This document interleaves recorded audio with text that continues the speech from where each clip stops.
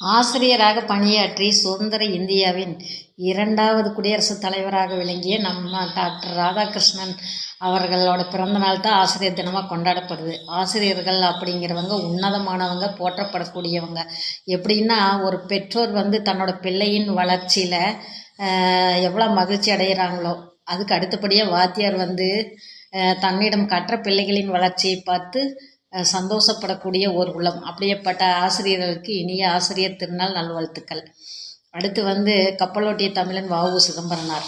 சுதந்திரத்துக்காக பாடுபட்டவங்க நிறைய பேர். அதில் ஒருத்தர் இவர் தன்னோட சொந்த செலவிலேயே கப்பல் வாங்கி பிரிட்டிஷ்காரர்களுக்கு எதிராக கப்பல் விட்ட கப்பலோட்டிய தமிழன் அவர்கள் பிறந்த நாள். அவர்களை நினைவு கூறுவோம்.